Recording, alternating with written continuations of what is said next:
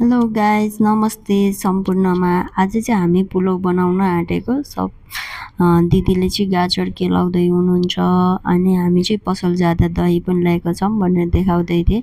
अनि गाइज एउटा नयाँ कुरा चाहिँ ओखरको स्वादमा भुटेको बदाम भन्ने एउटा प्याकेट देख्यौँ अनि हामीले चाहिँ नयाँ कुरा हो भनेर चाख्नलाई लगौँ भनेर लिएर आएको छौँ। अनि चाखेको अलिअलि गुलियो जस्तो रहेछ। गाइज कसले चाख्नु भएको छ यसको खालको बदाम।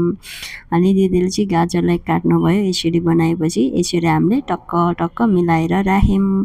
अनि किचनमा लाँदै थिएँ। किचनमा दिदीले चाहिँ चामल मजाले तयारी गर्दै हुनुहुन्थ्यो। अब चाहिँ हाम्रो पकाउनु पर्ने हुन्छ। ल घिउ हाल्नुभयो है।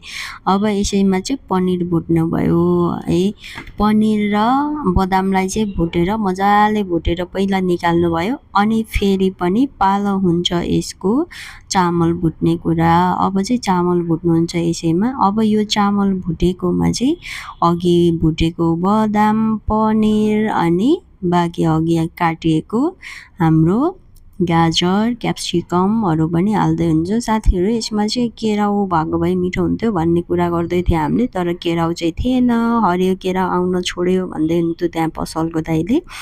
हामीले चाहिँ हालिनौँ। अनि यतिकैमा पनि यति मिठो हुने कि दिदीले यति मिठो पकाउनुहुन्छ खानाहरू, यति जागर लाएर सब मिठो मिठो पकाउनुहुन्छ।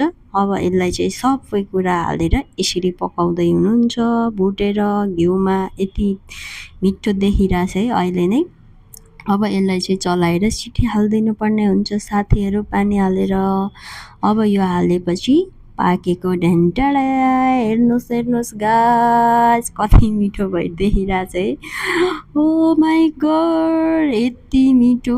अहिले हेर्दा नै हामीले खाँदा पनि लास्टै नै मिठो थियो। दिदीले एकदमै जागर लगाएर खानाहरू चाहिँ सब पकाउनुहुन्छ गाइस। तपाईँहरूलाई नि कसलाई मनपर्छ पुलाउ कमेन्ट गर्नु ल। हाम्रो भिडियोलाई हेरेर माया गरिदिनु होला। By by.